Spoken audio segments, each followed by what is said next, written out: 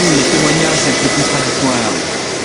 Les praticiens du ciel sont les premiers concernés. Aujourd'hui, c'est l'un d'eux, le capitaine Uwe Stahl, 17 000 heures de vol, qui rouvre le dossier. Le 4 janvier 88, le commande du vol Swissair 195 de Béziers. C'est le copilote avec le nom Kriki Wittmer, il me dit « Regarde à gauche ». À ce moment, je regarde à gauche et on vit quelque chose tomber dans l'air comme une étoile avec beaucoup de lumière. Et à ce moment, on regarde le 3, aussi le flight engineer, Peter Fischer, on regarde et c'est l'étoile, on croit que c'est une étoile mais c'est pas possible, c'est la vitesse, il descend doucement et à l'horizon il fait comme ça un peu à gauche et à droite, à gauche et à droite et l'exceptionnel, à ce moment, ça monte encore à la même position. Et toute l'histoire, c'est plus que 30 secondes. Est-ce que dans d'autres vols, vous aviez vu des choses semblables? Non, rien du tout. J'ai vu beaucoup de fois des étoiles tombent et c'est quelque chose de différent. C'est seulement une petite lumière qui tombe et après c'est fini. Donc pour vous, qu'est-ce que c'était finalement? Pour moi, c'est un objet spécial et c'est quelque chose de différent. C'est pas normal. Vous-même, vous avez parlé déjà avec des pilotes militaires de ces choses? Oui, j'ai déjà parlé avec des pilotes militaires américains, et spécialement en Alaska. On me dit beaucoup de choses passées là. Mais c'est pas permis pour les pilotes de discuter tout. Donc d'après vous, les pilotes militaires, ils savent des choses, ils ont aussi fait des observations comme ça, oui, mais ils n'en parlent pas? Oui, oui, oui. Et ça, vous êtes sûr de ces témoignages? C'est crédible selon vous? Oh oui, oui, c'est ça. Les questions, tout le monde se les pose, nous inclus, mais je crois qu'on n'a vraiment aucune réponse concrète à donner. Et en tout cas, il n'y a pas de mystère, il n'y a pas, disons, de phénomène caché particulier, mais simplement, très vite, pour certains rapports qui nous sont faits de la part du public, on se rend compte qu'il n'y a effectivement rien, sinon des phénomènes tout à fait plausibles qu'on connaît, du côté peut-être des exercices militaires de nuit, du côté d'événements météorologiques assez spectaculaires, mais au-delà, il n'y a encore rien eu de grandiose à signaler. J'étais sur DC-10 par exemple, 7 ans dans les tropiques. J'ai vu toutes sortes d'orages, j'ai vu des tirs militaires, j'ai vu des avions militaires qui ont tombé des parachutes avec des flashs. Jamais quelque chose comme ça, jamais. Je ne peux pas dire qu'est-ce que c'était. Cette question, le capitaine Schmidt se la pose depuis le 17 avril 77. À bord du vol Bâle-Amsterdam, il est ébloui par un flash au-dessus de Luxembourg. Sur les radars de Maastricht, aux Pays-Bas, on a aussi détecté quelque chose. On était à 9300 mètres. Maastricht nous a demandé à regarder pendant 1 heure. C'est à droite. Il a dit qu'il voit quelque chose sur son écran dans une distance de 15 nautiques. C'est environ 30 km. Quelques secondes plus tard, j'ai vu là sur l'écran à une distance d'environ 15 nautiques, 30 km, avec une élévation de 3 degrés, 2 échos. J'ai dit à Maastricht, et Maastricht a raconté qu'il voit maintenant aussi 2 échos. Un moment plus tard, tous les trois ont vu un grand flash, lumière chaude, lumière jaune, pas comme néon ou un flash de photo, dans une distance difficile à juger, 30-50 km devant nous à droite. Ensuite, Maastricht nous a raconté que cet objet est parti en direction nord, est revenu avec une vitesse 4 à 5000 km à l'heure, très vite. Il a finalement se stabilisé à 3 nautiques à droite, 45 degrés, selon Maastricht toujours, à 3 nautiques, c'est 5 km seulement. Entre-temps, nous avons pris les écouteurs comme ça, nous avons regardé à droite, un moment plus tard, un flash immense devant nous. J'ai jamais vu une lumière comme ça, très vite, très grande. Dans l'écouteur, on n'avait pas de statique, rien du tout. Maastricht nous a dit que cet objet part maintenant derrière nous et pour les prochaines minutes, il est parti en direction sud très très vite.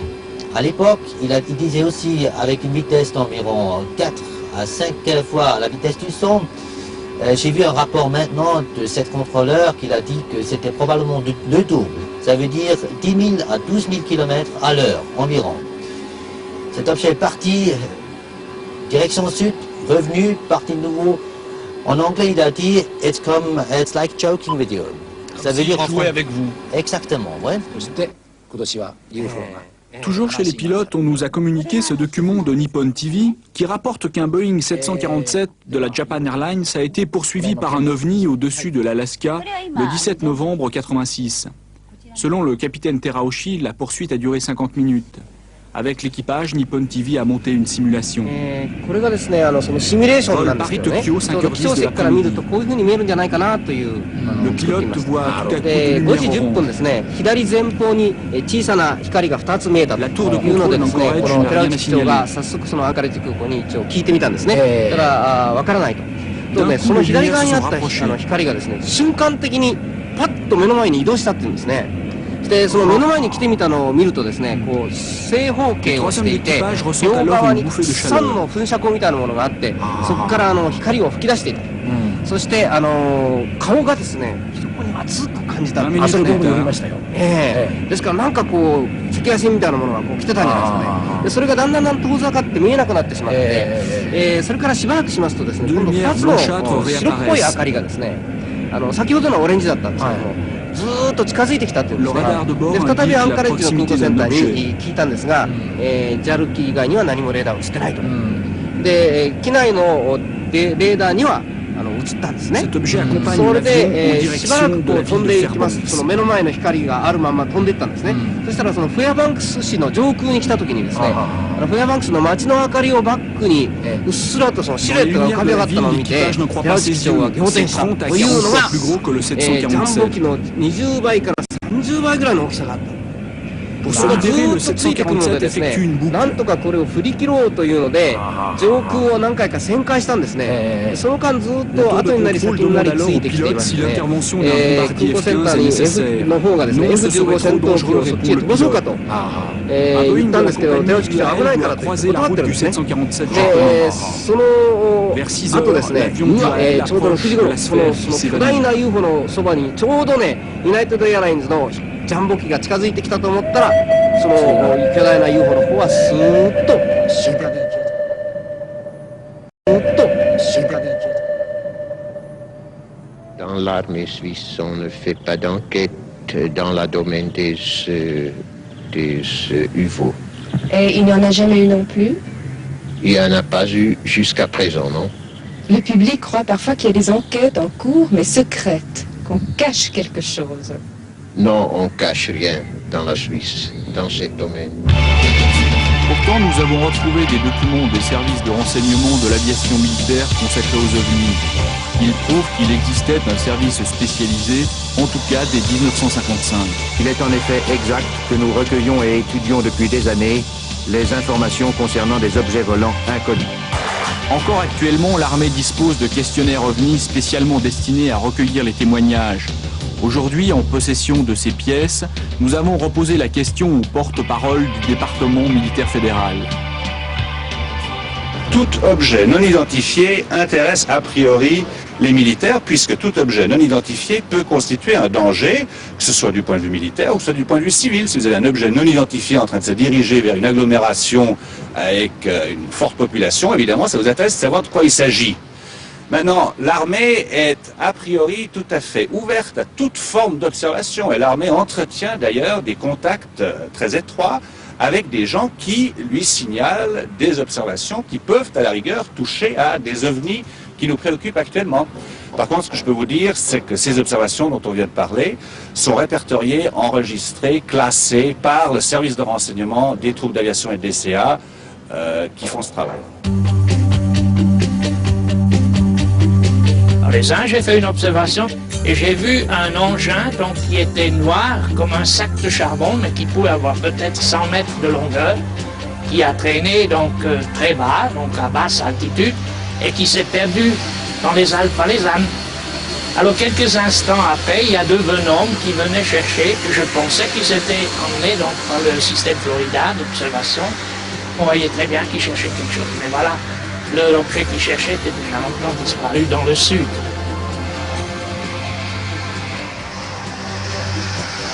Selon l'agence télégraphique suisse, en 87, 110 observations d'OVNI ont été recensées en Suisse. Avec 79 cas, le Tessin vient largement en tête, loin devant Berne et Vaud, 14 et 11 cas. D'autres phénomènes ayant été relevés à Genève et Neuchâtel. Brigadier, si on vous signale un OVNI dans l'espace suisse, qu'est-ce que vous faites? Bien, notre responsabilité consiste à assurer la sauvegarde de cet espace aérien dans la mesure où des objets non identifiés y sont suspectés. Nous intervenons pour les identifier. À votre connaissance, y a-t-il déjà eu des missions de ce genre? Oui, très fréquemment. Reste à s'entendre sur ce qu'on appelle un objet volant non identifié. Pour nous, généralement, c'est un avion dont le plan de vol n'aura pas passé par les canaux visuels. Et nous intervenons pour l'identifier, le photographier et le cas échéant, donner le matériel documentaire nécessaire au gouvernement, au département des affaires étrangères, par l'intermédiaire du département des transports, communications et de l'énergie, pour une protestation diplomatique s'il s'agit d'une infraction. L'armée s'intéresse très fortement à ces engins. Je suis persuadé. Mais alors pourquoi est-ce qu'on n'a pas plus d'informations? Je pense qu'ils ont leur raison, disons, de tenir ça au secret, comme ailleurs d'autres pays aussi. Les États-Unis n'en parlent pas non plus, en tout cas pas beaucoup, l'Angleterre non plus, l'URSS non plus. La France, elle a aussi eu un temps, elle avait une certaine ouverture, parce qu'il y avait des gendarmes qui avaient des feuilles officielles de remplissage, d'observation. Mais maintenant, donc, ça s'est un peu calmé. On voit que tous les pays du monde maintiennent le même silence. Avez-vous toujours pu identifier les usagers de l'espace helvétique? Oui, à ma connaissance, chaque fois que nous sommes intervenus, nous avons pu procéder à une identification en bonne et due forme. Parce que si au-dessus de notre espace aérien, il se promènent des gens avec des moyens tels qu'on ne peut pas intervenir, on ne peut pas les capter, on ne peut pas les prendre en chasse, c'est admettre qu'on est impuissant et on ne veut pas admettre ça. Notre service de renseignement s'occupe de ces cas, mais jusqu'à présent, ou bien ils ont pu être expliqués d'une façon rationnelle, ou alors ils partent dans un domaine qui est parfois un peu parapsychologique, ou alors qui touche à l'inexplicable, avec une constante en général, c'est que lorsqu'on a quelque chose de parfaitement inexplicable, on ne peut généralement pas fournir de témoignages scientifiques ou concrets sous la forme de documents photographiques, de traces ou autre chose. Je connais un cas où même l'armée a fait appel à un contacté pour ouvrir une discussion, où eux-mêmes ont admis d'avoir des connaissances, d'avoir des documents, et entre le contacté et l'armée, il va se faire maintenant un échange. Et ce phénomène s'est passé dans les environs de Lausanne. Tout d'un coup, dans mon rétroviseur, j'ai vu une boule rouge, la grosseur d'une balle de ping-pong, stationnée à environ 1,50 m de la voiture. Elle avait la taille environ 10 à 15 cm. Elle s'est mise à se balancer de gauche à droite, venir sur la gauche de la voiture, sur la droite. Et la forêt que vous voyez ici à votre gauche et la campagne, tout s'est illuminé de rouge, ainsi que l'intérieur de la voiture. Et à la hauteur du caillou qu'on voit sur le côté droite de la route, la voiture s'est soulevée et mise en travers. Avant de perdre connaissance, j'ai encore vu la boule rouge sautiller sur la banquette arrière. Et c'est à peu près environ 30 mètres du bâtiment qu'on voit au loin. Là, il y a eu comme un flash blanc et que je me suis retrouvé sur la route.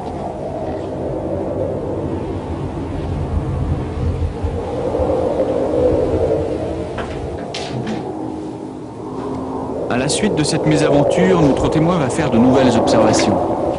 C'était le 15 août 1983.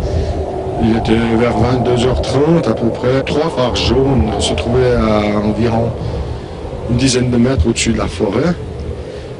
Ils ont clignoté environ pendant un quart d'heure, 20 minutes. C'était stationnaire. Moi, j'ai laissé ma femme et ma fille à la maison et je suis venu en direction de cette forêt, disons, pour mieux voir l'engin. Pour moi, c'était un engin, étant donné qu'il y avait une forme et ces 3 phares jaunes qui étaient dessus. Et en arrivant à proximité de cet arbre, j'ai voulu me mettre un peu sur les hauteurs pour mieux observer la chose. Je me suis mis à monter cette côte qui est juste ici. Et lorsque je suis arrivé au-dessus, je me suis trouvé nez à nez avec une énorme demi-sphère de lumière qui avait à la base entre 10 et 15 mètres de diamètre. Je me suis approché, j'ai mon corps qui s'est mis à trembler. Cet engin, pour moi, qui était un engin, il avait un son sourd qui émettait des vibrations comme un transformateur. Et à un moment donné, je me suis heurté contre carrément un mur de lumière, comme si j'heurtais un mur de béton. Je me suis éloigné 3 ou 4 fois, et les 3 ou 4 fois, je me suis rapproché, je me suis heurté contre un mur. Et au bout de quart d'heure, 20 minutes, ça a décollé comme un hélicoptère et c'est parti en silence, comme ça, un léger sifflement. Début janvier 84, vers 21h30, toujours au même endroit, notre témoin observe à nouveau une demi-sphère lumineuse. Après cette observation, même pas 5 minutes après, 2 mirages de l'armée suisse ont survolé l'endroit. Des témoins au sol nous ont dit avoir vu des mirages en patrouille poursuivant, entre guillemets, justement des lueurs. Oui, des lueurs, reste à savoir ce qu'étaient les lueurs. C'était probablement un autre avion. Vous savez, il y a des phénomènes dans l'espace atmosphérique qui sont assez particuliers, qui sont dus à la réfraction des rayons solaires, qui provoquent des éclairages tout à fait insolites et qui sont perçus très différemment selon la situation de l'observateur par rapport à l'objet, mais nous n'avons jamais poursuivi d'OVNI au sens populaire du terme avec des mirages, du moins pas à ma connaissance. Vous-même, personnellement, est-ce que vous avez eu des contacts avec l'armée de l'air, avec l'aviation militaire? J'ai eu des contacts avec l'armée. Mais ils se sont intéressés directement à vos témoignages, vous les avez rencontrés déjà? Ils s'intéressent à mon affaire. Vous-même, personnellement, est-ce que vous avez eu des contacts avec l'armée de l'air, avec l'aviation militaire? J'ai eu des contacts avec l'armée. Mais ils se sont intéressés directement à vos témoignages, vous les avez rencontrés déjà? Ils s'intéressent à mon affaire. Donc il y a des archives qui sont constituées depuis quelle année à peu près? Je ne peux pas vous dire pour la bonne et simple raison que ça touche aux activités du service de renseignement de l'aviation et des troupes d'aviation et que tout ce domaine est secret. Donc c'est des archives qui ne sont pas consultables en l'état? Non. Qu'en pensent les ufologues suisses? Vous avez des contacts officiels avec l'armée sur les observations d'OVNI? Nous avons des contacts, effectivement. Plus précisément avec quelles personnes? Il est difficile de donner des noms, mais c'est un service qui collecte les informations, qui recense le tout, car ils sont quand même intéressés. Mais l'armée dispose-t-elle de collections de photographies et de documents précis sur les ovnis? Ils ont effectivement toute la documentation qui est publiée, aussi bien par les journaux que par les groupements qui, eux, envoient des informations. Est-ce qu'il y a des échanges entre les différents services de renseignement du monde occidental sur ces questions? Alors là, une question à laquelle je ne peux pas répondre non plus, ça touche à la sphère d'activité des services de renseignement, et sur cette question, je ne vous donnerai pas de réponse. Si les archives militaires restent inaccessibles, 20 Schönheimstrasse, à la bibliothèque universitaire de Bâle, nous avons retrouvé de nouveaux documents de l'aviation militaire concernant précisément des observations d'OVNI effectuées en Suisse. Je vous prie cependant de ne pas communiquer ce questionnaire à la presse. La bibliothèque conserve aussi l'ensemble de la documentation OVNI accumulée de 54 à 81 par Lou Stas, l'égérie du célèbre ufologue Adamski. Entre les innombrables coupures de presse et comptes rendus d'observation, on retombe sur un rapport de pilote suissaire.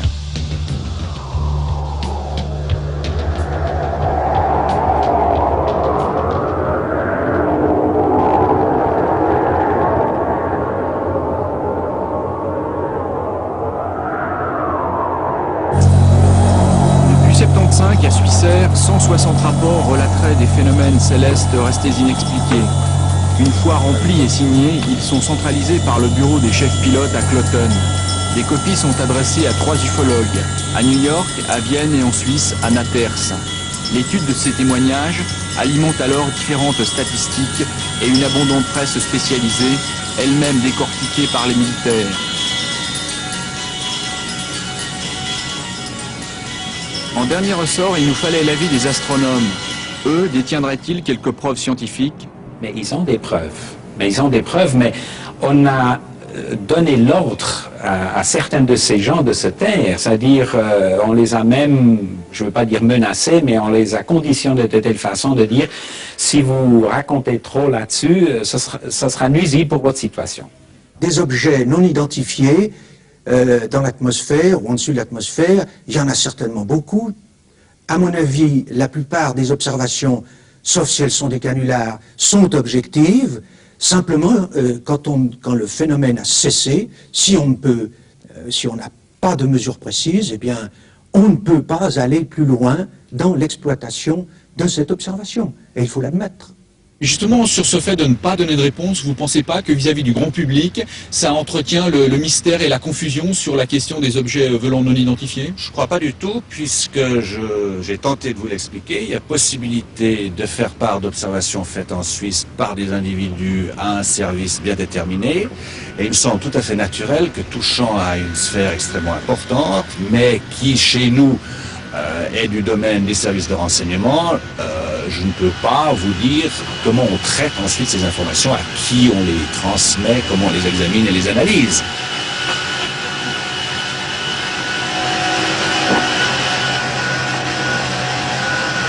Mais je ne crois pas que cette politique crée la suspicion ou magnifie un phénomène, puisqu'en fait il y a toujours possibilité de discuter avec des gens compétents du côté militaire de ces questions.